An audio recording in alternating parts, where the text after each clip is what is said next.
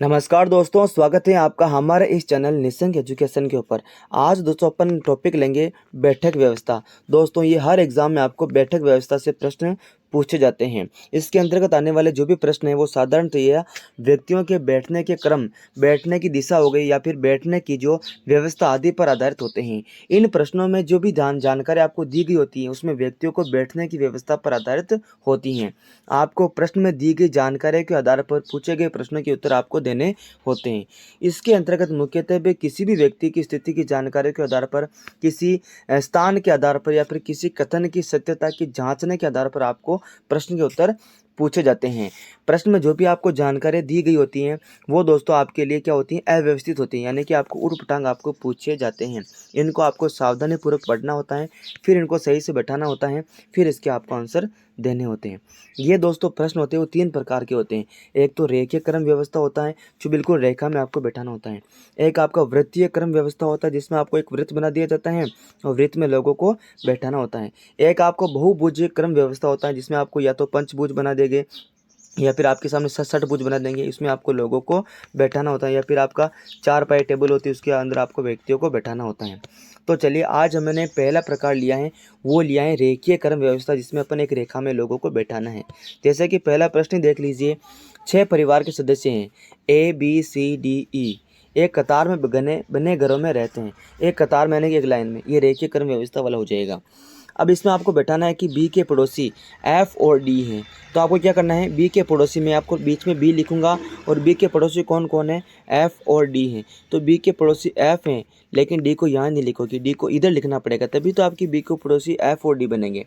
यानी कि मैं कैसे लिखूंगा इसको, बी को बीच में लिख दूंगा और एफ और डी इसके पड़ोसी हैं। तो मैंने यहाँ पर लिख दिया एफ और डी इसके पड़ोसी हैं। ठीक है, अगली लाइन देखो, ई के पड़ोसी है ना ए और सी हैं, बीच में ई लिख दूंगा मैं, और ए और सी इसके पड़ोसी हैं। मैं इसको ऐसे भी लिख सकता हूँ दोस्तों, मैंने सी को इधर लिख दिया, ए को इधर लिख दिया, क्योंकि इसने भी बताया नहीं कि किधर किधर बैठाना है, तो इसको ऐसे भी लिख सकते हैं। ठीक है, अभी पहला प्रकार लिख लेते हैं ये वाला। ठीक है, चलिए अब क्या कह रहा है, एफ या डी के बगल में, सॉरी यहाँ से स्टार्ट हो रहा है, ए है ना एफ या डी के बगल में नहीं रहता है। अब इस ए को या ना तो ये एफ के बगल में रहेगा ना ही डी के बगल में रहेगा, ये ध्यान रखना है। तो इस ए को यहाँ नहीं बैठाना है, यहाँ पर भी नहीं बैठाना है। तो मैंने दूसरा प्रकार बताया था ना आपको मैंने, या फिर आप इसी को बैठा सकते हो, इस ऐसे कैसे उठा करके यहाँ रख दो। यानी कि मैं क्या करूँगा, इसको मैं सी यहाँ लिख दूंगा, मैं ई यहाँ लिख दूंगा मैं, और ए को यहाँ लिख दूंगा। ठीक है, यानी ये हमारी कंडीशन अप्लाई होगी ना, ए है ना एफ या डी के बगल में नहीं रहता, बिल्कुल ए है ना तो डी के बगल में ना ही एफ के बगल में है। आगे देखो, सी है ना डी के बगल में नहीं रहता, सी है ना वो डी के बगल में भी नहीं रहता। ये देखो सी भी डी के बगल में रह रहा है, तो सी है ना डी के बगल में नहीं रहना चाहिए। तो मैं क्या करूँगा, इस सी को उठा करके यहाँ रख देता हूँ, और मैं सी लिख दिया, बीच में वापस ई लिख दूंगा, ए को इधर ले आओ, कोई दिक्कत ही नहीं है। मैंने कहा दूसरा प्रकार भी अपन लिख सकते हैं, यानी कि बीच में ए चाहिए। कुल मिलाकर ई के पड़ोसी सी और ए चाहिए।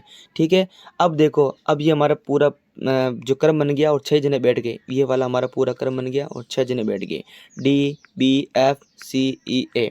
इसको वापस आप प्रश्न में जांच भी सकते हो कि देखो बी के पड़ोसी एफ और डी हैं, बिल्कुल बी के पड़ोसी एफ और डी हैं। आगे देखो, ई के पड़ोसी ए और सी हैं, बिल्कुल ई के पड़ोसी ए और सी हैं। आगे देखो, ए एफ या डी के बगल में नहीं रहता है, ए देखो बिल्कुल ना तो एफ के बगल में ना ही डी के बगल में है। सी डी के बगल में नहीं रहता है ना, सी डी के बगल में नहीं रहता, देखो सी है ना ई के बगल में है, डी के बगल में नहीं है। अब आपको पूछेगा कि एफ के बगल में, एफ के बगल के पड़ोसी कौन है, तो एफ के बगल के पड़ोसी आपको ढूंढना है। तो ये आपका एफ रहा है, एफ के बगल में एक तो बी आएगा, एक और सी आएगा। ठीक है, ये वाला जोड़ा बनेगा। तो एफ के बगल में कौन है, बी और सी, और बी और सी ऑप्शन नंबर सी के अंदर बैठा हुआ है। इस प्रकार से आपको सोल्व करना है। आगे देखते हैं दोस्तों, अगला प्रश्न है, 4 बच्चे एक पंक्ति में बैठे हैं, ए बी की बगल वाली सीट पर बैठा है लेकिन सी के बगल में नहीं है। यदि सी डी के बगल में नहीं बैठा है तो डी के अगल बगल की सीट पर कौन बैठा है। बहुत ही अच्छा प्रश्न है, इसको सोल्व करते हैं। चलिए देखते हैं 4 बच्चे एक पंक्ति में बैठे हैं, एक पंक्ति बना लेते हैं, 4 बच्चे बैठे हैं।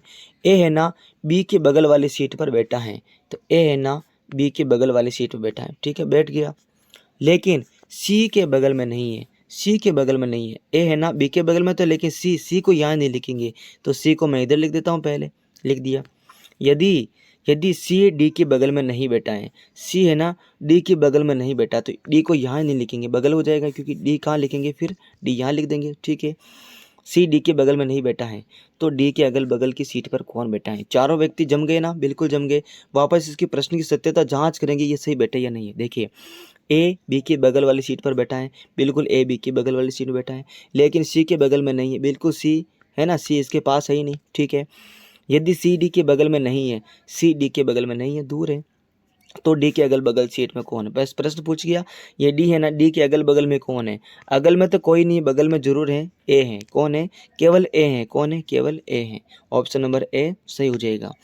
अगला प्रश्न देख लीजिए, कॉलेज पार्टी में 5 लड़कियां एक पंक्ति में बैठी हैं। कितनी लड़कियां, 5 लड़कियां। अब शुरू करते हैं। पी है ना एम के बाईं ओर बैठे हैं। आपको ध्यान रखना बाईं और दायां कैसे बनाएंगे। तो दोस्तों हमेशा ध्यान रखना, बीच में खड़े हो जाए यहाँ पर इस प्रकार से, इधर आपका बायां होगा, इधर आपका दायां होगा, ध्यान रखना। चलो मैं यहाँ पर छोटा सा बना देता हूँ, इधर ये आप खड़े हो, इधर आपका बायां, इधर आपका दायां है। ठीक है, यहाँ पर हो जाएगा। आगे देखिए, पी है ना एम के बाईं ओर बैठा है, तो मैं यहाँ पर एम लिखूंगा। एम के बाएं किधर हो जाए, एम के बाएं इधर हो जाएगा, तो है ना पी है ना एम के बाईं ओर बैठा है, तो मैं यहाँ पर पी एम के बाईं ओर बैठा है। और ओ के दाईं ओर बैठा है। यही जो पी है ना एम के तो बाईं ओर और ओ के दाईं ओर, तो मैं ओ किधर लिखूंगा, यहाँ लिखूंगा ना, तो मैं क्या लिखूंगा, ओ के दाईं ओर, इधर ओ का दायां हो जाएगा, दायां। ठीक है, आगे देखो, आगे पूछ रहा है आर है ना एन के दाईं ओर है। आर है ना एन के दाईं ओर, तो एन इधर लिखूंगा, सॉरी एन इधर लिखूंगा, तभी तो एन का दायां बनेगा, एन का दायां। ठीक है, आर है ना एन के दाईं ओर, परंतु ओ के बाईं ओर है, परंतु ओ की किधर है, बाईं ओर। ओ का बायां किधर है, ओ का बायां किधर, इधर है।